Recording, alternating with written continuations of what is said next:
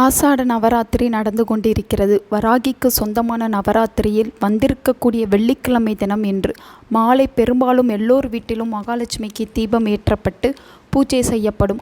அந்த பூஜையில் வராகி அம்மனை நினைத்து எப்படி வழிபாடு செய்வது என்பதை பற்றி தான் இந்த வீடியோவில் நாம் பார்க்க போகிறோம்.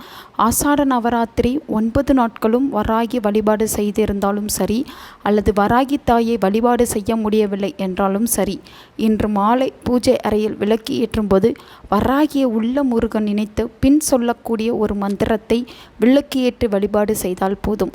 உங்களுடைய துன்பங்கள் எல்லாம் தொலைதூரம் ஓடிவிடும். ஓம் ஐயும் கீனையும் சவும் வராகி வசி வசி ஸ்வாகா.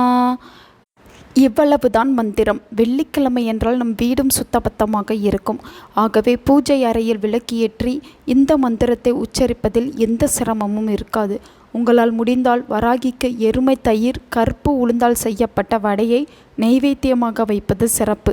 எருமை தயிர் கிடைக்காது என்ற பட்சத்தில் சாதாரண தயிரை வராகிக்கு நெய்வேத்தியமாக வைக்கலாம். தயிரில் உப்பு சர்க்கரை எதுவும் சேர்க்கக்கூடாது. கருப்பு உளுந்த வடை கொஞ்சம் உப்பு சேர்த்து செய்து கொள்ளலாம்.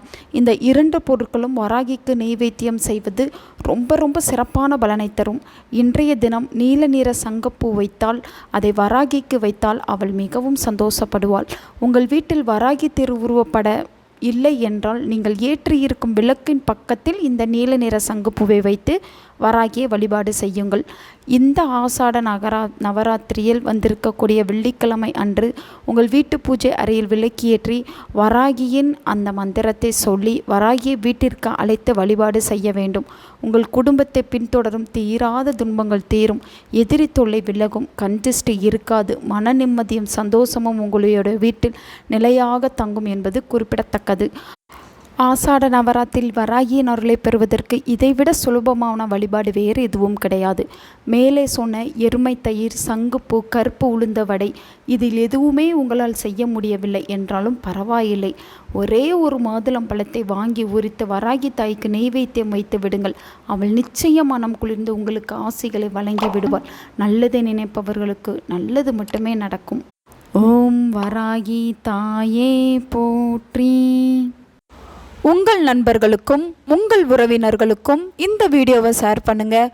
அவங்களும் இதை பற்றி தெரிஞ்சுக்கிடட்டும். ஆன்மீகம் டிவி தமிழ் சேனலை சப்ஸ்கிரைப் பண்ணுங்கள்.